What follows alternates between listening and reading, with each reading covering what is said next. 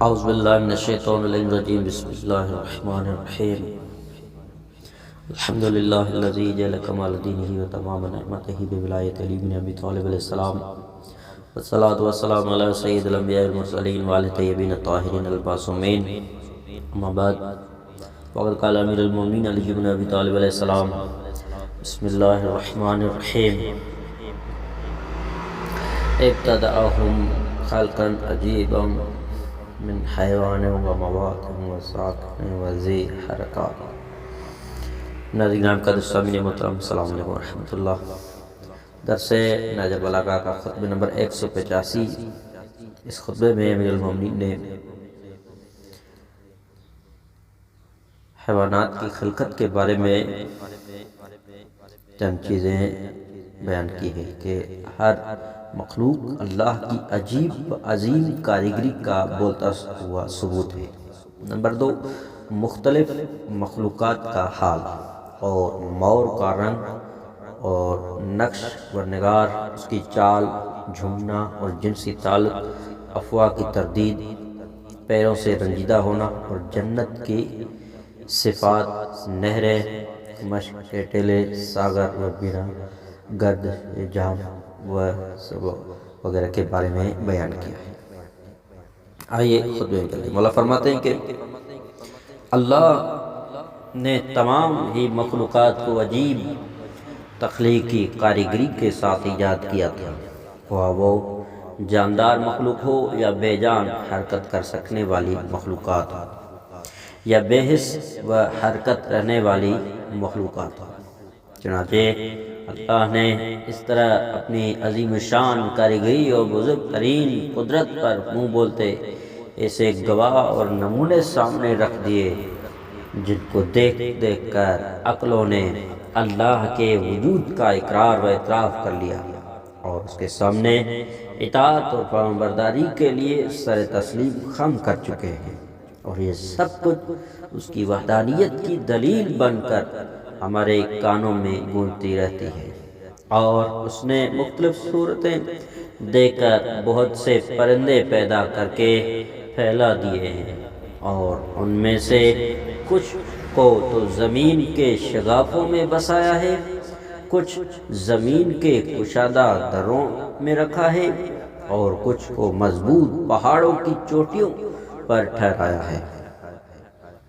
وہ سب مختلف قسم کے پر و باز رکھتے ہیں اور ایک دوسرے سے جداگانہ شکل و شمائل والے ہیں، مگر وہ سب مسخر و مطیع رکھنے والی لگام پہنے ہوئے گھومتے پھرتے ہیں، اور وہ سب ہوا کے پھیلے ہوئے کرہ اور کشادہ فضا کی پہنائیوں میں اپنے پروں کو حرکت دے کر اور بلا حرکت دیے تیرتے پھرتے ہیں۔ ان کو اس وقت عجیب طاری ظاہری صورتیں دے کر وجود بخشا گیا تھا جبکہ وہ موجود نہ تھے، اور انہیں جوڑ و بند اور جسمانی ساخت دینے کے لیے کھال اور اعضاء اور گوشت سے ترکیب دے دی گئی تھی جو اب پوشیدہ ہے، اور ان میں سے بعض کو ان کے بھاری بھرکم جسم کی وجہ سے ایسی حالت میں رکھا ہے کہ وہ کھلی فضا میں تیز اور اونچی پرواز نہیں کر سکتے، اور انہیں ایسا بسایا کہ وہ زمین کے ساتھ ساتھ اڑاڑی مار سکتے ہیں۔ اور اللہ نے اپنی شاندار قدرت اور کاریگری کے پیچیدگیوں کے اظہار کے لیے مختلف پرندوں کو مختلف رنگوں میں ترتیب دیا ہوا ہے، چنانچہ ان میں سے کچھ ایسے بنائے گئے ہیں جو ایک ہی رنگ میں ڈبو دیے گئے ہیں، اور وہ اس طرح سے کہ جس رنگ میں انہیں رنگا گیا ہے اس کے علاوہ اور کسی رنگ کی ان میں ملاوٹ نہیں ہے، اور بعض ایسے ہیں کہ جنہیں جس رنگ کا طوق پہنایا گیا ہے وہ طوق ان کے باقی رنگ سے نہیں ملتا۔ ان تمام پرندوں سے عجیب تر تخلیق مور کو دی گئی ہے۔ اللہ نے مور کو بہت مستحکم اور متناسب اعضاء و صورت عطا کی ہے، اور اسے جو رنگ دیے گئے ہیں انہیں بہت حسین و دیدہ زیب انداز سے ترتیب دیا ہے، اسے ایسے پر دیے جن کے جڑوں کو آپس میں جوڑا گیا ہے تاکہ مل کر حرکت کرے، اور ایسی دم لگائی ہے جو دور تک پھیلی چلی جاتی ہے۔ جب مور اپنی مادہ کی طرف متوجہ ہوتا ہے تو اپنی لپٹی ہوئی دم کو پھیلا دیتا ہے اور اپنی دم کو اس ترکیب سے بلند کرتا ہے کہ وہ اس کے سر پر پھیل کر سایہ کر لیتی ہے، اور ایسا معلوم ہوتا ہے کہ گویا اس کی دم دارے شہر کی اس کشتی کا بادبان ہے جسے کشتی کا ملا ضرورت کے ماتحت ادھر ادھر موڑتا رہتا ہے۔ مور اپنے رنگ و روپ پر نخرے کرتا ہے، مٹکتا ہوا، جھومتا ہوا بڑھتا ہے، اور وہ اپنی مادہ سے جنسی تعلق اسی طرح کرتا ہے جیسے مرغا مرغی سے کرتا ہے، اور اپنی مادے کو حاملہ کرنے کے لیے نہایت جوش و امنگوں سے بھرے ہوئے باقی نروں کی طرح اپنی مادہ سے یک جان دو قالب ہو جاتے ہیں۔ جو کچھ میں نے مور کے جنسی تعلق پر بتایا وہ تجھے آنکھوں دیکھے اپنے مشاہدے کی صورت واقعی بتائے گی، نہ کہ اس شخص کی طرح جو کمزور طریقے سے ایسی باتیں کرتا ہے جن پر اسے خود کو یقین نہیں ہوتا ہے۔ اور اگر واقع اس طریقے سے ہوتا جیسا کہ گمان کیا جاتا ہے کہ مور اپنی مادہ کو ان آنسوؤں سے حاملہ کرتا ہے جو اس کے اپنے گوشہ چشم سے جاری ہوتے ہیں اور اس کے پلکوں کے کنارے پر آ کر جمع ہوتے رہتے ہیں، اور یہ کہ اس کی مادیں اپنی چونچ سے اٹھا اٹھا کر کھا پی لیتی ہے اور اس طرح حاملہ ہو کر انڈے دیا کرتی ہے، لہذا مور کا حمل ٹھہرانا باقاعدہ جنسی تعلق نہیں بلکہ اس کی آنکھوں سے نکلنے والے آنسو سے حمل قرار پاتا ہے۔ یہ جو لوگوں کا یعنی غلط شبہ ہے۔ اگر اسی خام خیالی سے مورنی کو حمل ٹھہرا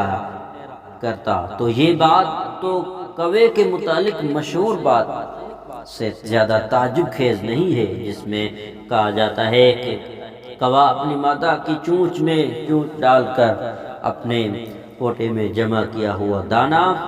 پانی کھلا کر انڈے دلواتا ہے۔ تم اگر مور کے پروں پر ٹکی باندھ کر دیکھو تو اس کے پروں کے درمیانی تتلیاں چاندی کی سلائیاں معلوم ہوگی، اور ان پر جو عجیب عجیب دائرے اور ہالے بنے ہوئے ملتے ہیں، اور سورج کے کرنوں کی طرح جو رواں ہے اسے تم زردی کی وجہ سے خالص سونا محسوس کرو گے اور سبزی کی وجہ سے زمرد کے ٹکڑے سمجھو گے۔ اگر تم اس صورت رنگین کو زمین سے اگنے والی چیزوں سے تشبیہ دینا چاہو تو تم کہو گے کہ وہ ہر موسم بہار کے پھولوں سے انتخاب کر کے بنایا ہوا پھولوں کا ایک گلدستہ ہے، اور اگر تم اسے ملبوسات کے تحت رکھ کر دیکھو گے تو وہ تمہیں نقش و نگار اور پھول پتی سے آراستہ کیا ہوا جبہ یا قبا یا پوشاک معلوم ہوں گے، یا وہ ایک خوش نما یمنی چادر لگے گی، یعنی وسعت ذہنی اور تصورات کی کثرت اسے طرح طرح کی صورت اور جلووں میں دکھائے گی، اور پھر بھی ہر تصور سے بالا تر پوزیشن برقرار رہے گی۔ اور اگر تم اسے زیوروں کے ذریعے دیکھو گے تو وہ رنگ برنگ کے ان نگینوں کی صورت میں سامنے آئے گی جن کو جواہرات اور چاندی میں سجا کر سلیقے سے جڑ دیا گیا ہو۔ وہ چلتا ہے تو وہی چال چلتا ہے جو ایک مسرت سے بھرپور ناز و نخرے اور غرور سے چلنے والے کی ہوا کرتی ہے، اور جب وہ اپنے پروں اور دم کو دیکھتا ہے تو اپنے پراہین کے حسن و جمال پر اور گلوبند کے رنگتوں پر ٹٹے لگا کر ہنستا ہے، اور جب وہ اپنے پیروں کا اپنے جسمانی حسن سے مقابلہ کر کے دیکھتا ہے تو اس طرح سے بلند آواز کے ساتھ روتا ہے گویا اپنی فریاد اہل دل کو سنا رہا ہے، اور صدقے دل سے اپنی بے چینی اور تڑپ سنا رہا ہے۔ اور یہ غم اس لیے ہے کہ مور کے پیر مٹیالے رنگ کے ہیں، اور ان کی بناوٹ بھی بد نسلے مرغوں جیسے ہیں، اور پیر جسمانی ساخت کے مقابلے میں پتلے اور ناموزوں ہے۔ دوسرے یہ کہ اس کی پنڈلی پر پچھلی طرف کو ایک پتلا سا کانٹا دیکھنے والوں کو نظر آتا ہے، اور اس کے گردن پر عیانما پر نہیں ہے بلکہ ایک سبز رنگ کے نقش و نگار والے پروں کا ایک گچھا یا گلدستہ بنایا ہوا ہے جو سر پر چوٹی معلوم ہوتا ہے، اور اس کے گردن کا ابھار اور اس کا خم بالکل سراہی کی گردن معلوم ہوتا ہے، اور اس کی گردن کے شروع ہونے کی جگہ سے لے کر اس کے پیٹ تک یمن کی بنی ہوئی بسمہ انخزاب کا گہرا سبز ہی چمکدار رنگ چھلکتا ہے، اور یہ کہا جا سکتا ہے کہ گردن کے سامنے کا نظارہ ایسا ہے جیسے ایک لئی شدہ شفاف آئینے کو ریشمی غلاف میں رکھ دیا ہو، اور ایسا لگتا ہے کہ مور کو کالے رنگ کی اوڑھنی اڑا دی گئی ہو۔ یہی نہیں بلکہ وہ تو اپنے انتہائی آب و تاب سے اور چمک و دمک کے جھکتے سے یہ خیال دلاتا ہے کہ اس کی اوڑھنی میں چمکدار سبز رنگ کی ملاوٹ کر دی گئی ہے،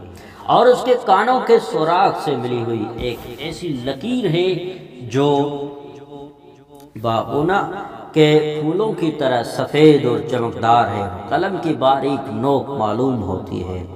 اور لکیر اپنی چمکدار سفیدی کے ساتھ اس ماحول میں جگمگاتی ہے، اور وہاں کے رنگوں میں سے کم ہی ایسے رنگ ہیں جنہوں نے اس لکیر سے کچھ نہ کچھ قسطوں پر نہ لے رکھا ہو، اور وہ اپنے پڑوس کے تمام رنگوں پر اپنی آب و تاب اور چمک و دمک کی زیادتی اور اپنے حریری جسم کی زیبائش سے چھائی رہتی ہے۔ وہ ان بکھری ہوئی کلیوں کی طرح ہے کہ جن کو نہ فصل بہار کی بارشوں نے پروان چڑھایا ہے اور نہ ہی گرمیوں کے سورج نے پرورش کیا ہے، اور یہ حقیقت ہے کہ کبھی وہ اپنے پر و بال سے حسرت میں مبتلا ہو جاتا ہے، اپنے مذکور حسین لباس سے ننگا رہ جاتا ہے، چنانچہ اس کے بال پر مسلسل گرنا شروع ہو جاتے ہیں اور ساتھ ساتھ کے پیچھے پیچھے نکلتے آتے ہیں، اس کے بازوؤں سے اس کے پر اس طرح جڑتے ہیں جس طرح پتجھڑ میں ٹہنیوں سے پتے گرا کرتے ہیں، پھر وہ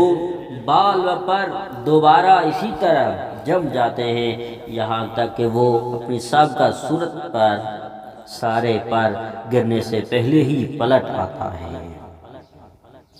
اور اپنے پہلے رنگوں کے خلاف نہیں ہوتا، اور نہ کوئی رنگ اپنی جگہ سے ہٹ کر دوسری جگہ جاتا ہے۔